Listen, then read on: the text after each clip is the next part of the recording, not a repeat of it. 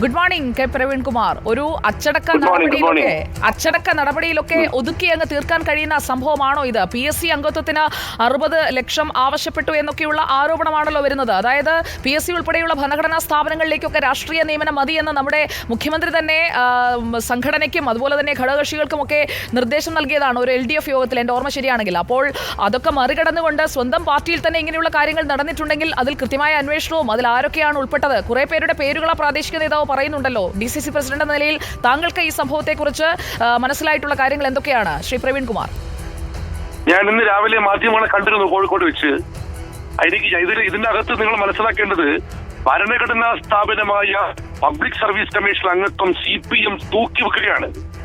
ഇത് അത് അങ്ങനെ വന്നൊരു സംഭവത്തെ ഏതെങ്കിലും ഒരു ലോക്കൽ നേതാവിന്റെ പേര് നടപടിയെടുത്ത് ഒതുക്കാൻ പറ്റുന്നതാണോ? മാത്രവുമല്ല, ഇതിനകത്ത് ഇത് വിരലിച്ചുകൊണ്ടുന്നത് അഴിമതി എന്ന് പറയുന്ന സീറ്റുമായി ബന്ധപ്പെട്ട അഴിമതിയുടെ മഞ്ഞുമലയുടെ ഒരറ്റം മാത്രമാണ്. വലിയ പുറത്തു കിടക്കുകയാണ്. ഇതിന്റെ പിന്നിലൊക്കെ നടക്കുന്നത് കോഴിക്കോട് ഒരു CPM-നകത്ത് ഇപ്പോൾ നടക്കുന്നത് ആശയ തർക്കങ്ങളല്ല, 2 മാഫിയകളുടെ പോരാട്ടമാണ്. അത് ഒരു ഭാഗത്ത് മന്ത്രി റിയാസ് നേതൃത്വ മാഫിയും മറുഭാഗത്ത് ചില പാർട്ടി നേതാവിന്റെ മാഫിയുമാണ്. ഇവർ തമ്മിലുള്ള പല തർക്കങ്ങൾ, പങ്കുപറ്റിയ പണങ്ങൾ ഓഹരി വെക്കുന്നുള്ള തർക്കങ്ങളാണ് ഈ വാർത്തകളൊക്കെ പുറത്തു വന്നിരിക്കുന്നത്. എന്തെങ്കിലും പുറത്തു വരില്ലോ, ദിവസവും കള്ളത്തരം ചെയ്താൽ എന്തെങ്കിലും പുറത്തു വരും. അതാണിപ്പോ സംഭവിച്ചുകൊണ്ടിരിക്കുന്നത്. ഇതിന് സമഗ്രമായ അന്വേഷണം വേണം.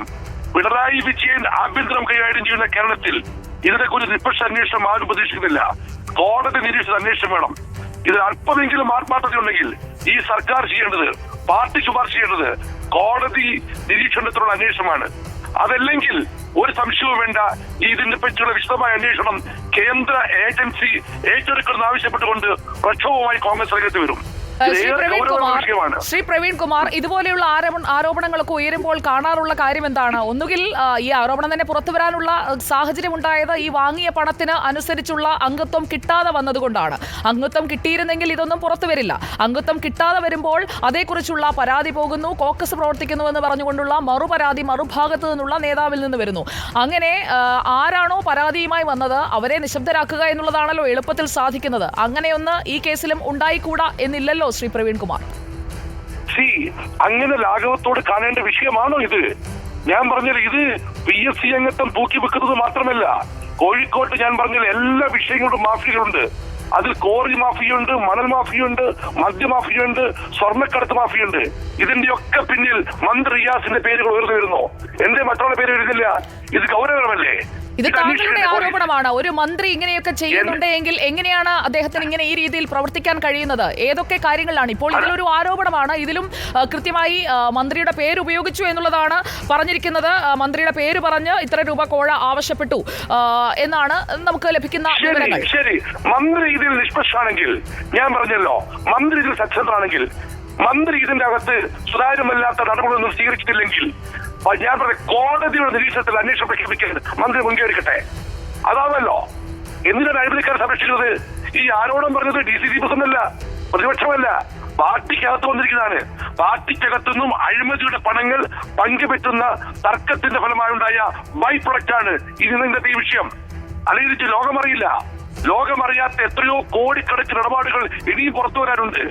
ഞാൻ പറഞ്ഞല്ലോ, CPM-ഉം ഭരണവും ഒക്കെ മാഫിയയുടെ കയ്യിലാണ്.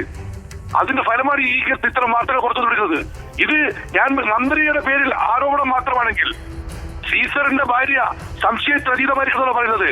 മന്ത്രി റിയാസ് മുൻകൈ എടുത്ത് കോടതി അന്വേഷണം പ്രഖ്യാപിക്കട്ടെ, എങ്കിൽ മന്ത്രി ശുദ്ധമാണെന്ന് പറയാം. അല്ലാത്തടത്തോളം കാലം ഇത് വിരൽ ചൂണ്ടുന്നത് മന്ത്രി റിയാസിലേക്ക് തന്നെയാണ്. മന്ത്രിയുടെ അയൽവാസിയായ പ്രാദേശിക നേതാവ് എന്നുള്ളത് മന്ത്രിയെ കണക്ട് ചെയ്യുന്നതിലേക്ക് എങ്ങനെയാണ് നമുക്ക് കൃത്യമായി ഡയറക്ട്ലി നമുക്ക് പറയാൻ കഴിയുക? അതിലെന്താണ് തെളിവുള്ളത്? ശരി, ഞാൻ സമ്മതിക്കുന്നു. ഇങ്ങനെയാണെങ്കിൽ ഈ വിഷയം അന്വേഷിക്കാൻ മന്ത്രി മുൻകൈയെടുത്ത് നിരീക്ഷണത്തോടെ അന്വേഷിക്കാൻ മന്ത്രി മുൻകൈ എടുക്കണം. ഇങ്ങനെ ഒരു മാഫിയയെ മന്ത്രി പിന്തുണയ്ക്കുന്നില്ല എങ്കിൽ മന്ത്രി മുൻകൈ എടുത്തുകൊണ്ട് ഈ നേതാവടക്കമുള്ള ഒരു സംഘം പ്രവർത്തിക്കുന്നുവെന്നല്ലേ താങ്കൾ പറയുന്നത്?